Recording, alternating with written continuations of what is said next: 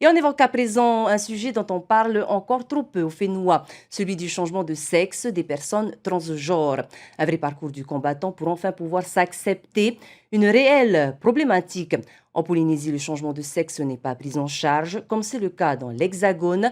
Avant d'en parler avec notre invité, voyez ce témoignage de Manouya. À 25 ans, né fille, il a décidé d'entamer un long processus pour devenir un homme, pour pouvoir vivre et enfin s'accepter. Témoignage recueilli par Sophie Guébel et Meritiato. Je savais déjà qu'on pouvait prendre des hormones et faire des opérations et tout. Le jour où j'ai compris que je n'étais pas une femme et j'étais un homme, j'étais très jeune.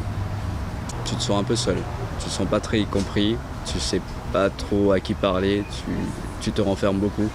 J'avais pas beaucoup d'amis. Je voyais pas d'autre solution. La dépression est arrivée juste au moment où j'ai compris que je n'étais pas dans le corps qu'il me fallait. Quand j'étais face à moi-même, dans le miroir, ou le matin à la douche, ou le soir en rentrant, et sur les papiers aussi, toujours, il y a le nom féminin, enfin, tu te sens pas vraiment à l'aise et pas vraiment compris. Ma mère, elle a plutôt bien réagi. Mon père, c'était un petit peu difficile au début, mais au jour d'aujourd'hui, je peux dire qu'on a un bon équilibre.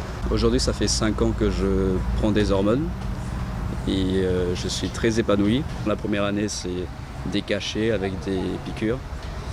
Et aujourd'hui, je n'ai que des piqûres. C'est un traitement à vie. Pour moi, l'étape suivante maintenant, c'est de faire une mastectomie, l'ablation de mes seins. Suite à plusieurs refus pendant 1 an, j'étais en train de me dire que j'allais partir en Thaïlande et j'allais choisir la facilité. Mais non, j'aimerais, si j'arrive à trouver une solution moi et que j'arrive à le faire, j'aimerais par la suite aider des personnes qui sont dans la même quête que moi et pourquoi pas conseiller.